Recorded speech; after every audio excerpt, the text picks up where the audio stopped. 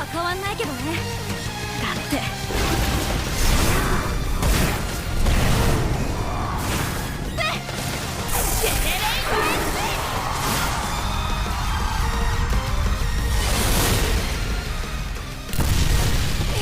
なんがトライ戦の軍が負けたなどと。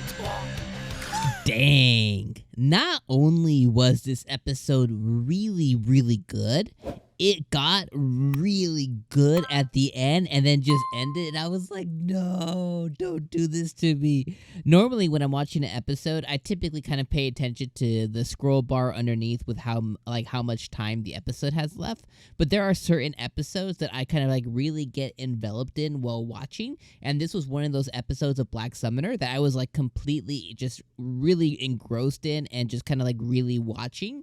And at the end of the episode, when Kelvin goes in and he defends ELFIL from the attack, and this, I thought it was this lady, but it's actually, apparently it's this dude who appears kind of out of nowhere to attack Kelvin. Specifically, he went after ELFIL probably because she's a sniper at this point.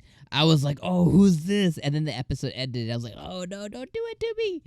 With that being said, this episode was fantastic. I think this was definitely what I always say, okay, so we're 11 episodes in. So I always think about episodes in this fashion. It's okay, how can I rank episodes? And I think this would be a top 3, probably top 3, top 4 episode of the season so far. And I would say my favorite episode was the Sarah episode. So I would think right under that, this is probably the 3rd or 4th best episode so far. At least just for my personal taste, I kind of felt like this set everything up. So the initial portion of it is getting the S rank promotion, what do you call it? The S rank promotion test, which ends up being, how many times can I say end up? It actually ends up being a quest that is given from the Beast King. And these specific quests, the only time that they can be used, the way it was explained to us, the only way that it can be used as a promotion exam or test is if there are 2 individual kingdoms that agree that this could be used as a promotion exam. So the Beast King is the one who did the request, but then we have the Tsubuki, I think is her name, basically the queen of the area that is very similar to Japan. She's been boasting about Calvin so much that the Beast King then requested him, and they both agreed that, okay, yeah, this could be used as the promotion exam. So therefore, they take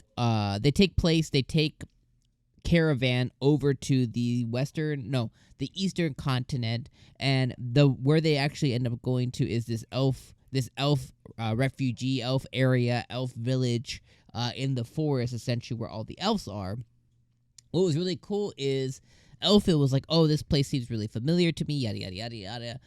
Long story short, she goes there and immediately she's recognized as this person called Rumil, Ramil. And the elder there, he accidentally confuses her for this Rumil person.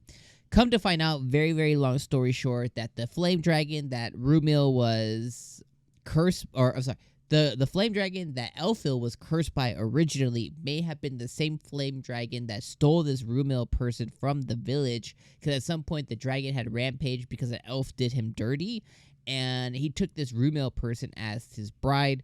Eventually, this elf village found this person dead later on, but we're speculating, at least internally, they're speculating that this person may have been Elfil's mother.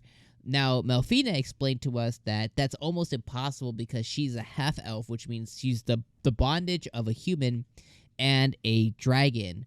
A human and a elf. So the chances of her being half-dragon are very unlikely. Now, my theory with that is one of 2 things. A, the dragon can transform and has a human form to where they could coagulate, pre-populate sexy time. And she actually is part of that, and maybe those powers will come to fruition later.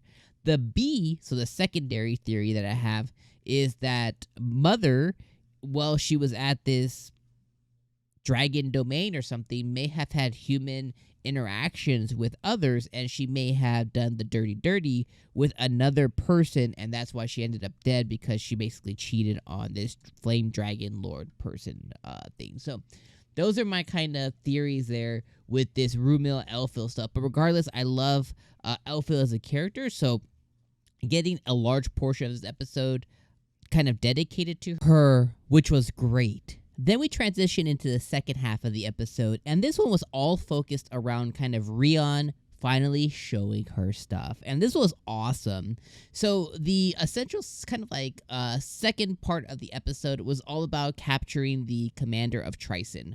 Basically, Kelvin, Elfil, everybody kind of like put it down that, okay, that 𝐼𝐶𝐻 is obviously the one pulling all the strings, causing these monsters to go and attack, because they're too calculated and strategic at this point. It's very hard for monsters to come in, be strategic, and come in with the strong purpose of just capturing elves and kind of like harvesting them, etc.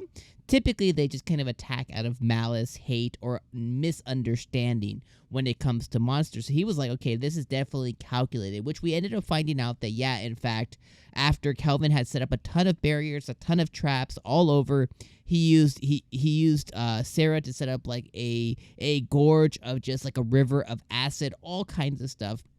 We find out that he created a S-rank bow for Elfil, and they begin sniping. They completely obliterate the 𝐼𝐶𝐻 army, and we do come to find out that apparently the king or somebody in 𝐼𝐶𝐻 had basically dealt with a merchant, and they had gotten a collar very similar to the ones that have been used in the past already to go and control S-rank monsters, so they're able to control monsters that are beyond their ability here. Now, with that being said, they go and they finally find the commander. Melfina and Rion find the commander of the army, and the commander is informed that, hey, everybody got obliterated, like, y'all are the only ones left. So he then summons his trump card, which ends up being this thing called the Gigant Lord, and this ends up being the proving ground for Rion. So Melfina tells Rion, like, hey, okay, this is going to be this is gonna be your time to shine. Show us that you no longer need to be babysat. Show us that you can actually go out there and just kind of hold your own. So Rion goes and does a thunderclap of the gods. This is like this is a move straight out of Demon Slayer. She takes this thing down. It transforms into a huger form, which is like looks like a demon out of hell, and she's able, along with her shadow dog Alex, she's able to take this thing completely down and prove to Melfina, prove to Kelvin that she is now on her own. She also rocked the dual blade Kirito, which of course, like Kirito, is a hero skill only, which the commander recognizes. Then at the end of the episode is where it got cut off, where Elfil and Kelvin were being attacked by some unknown person. So next week is going to be fire. This episode of Black Summoner was absolutely fantastic. 9 out of 10 episode, easy. Again, one of the 4 best episodes of the season in my personal opinion so far. Love the backstory. Love the Rion showing her stuff. Love the Melfina motherliness. Love everything about this episode, and I cannot wait to see more next week. Let me know your guys' thoughts, and I'll see you guys next Saturday. Peace.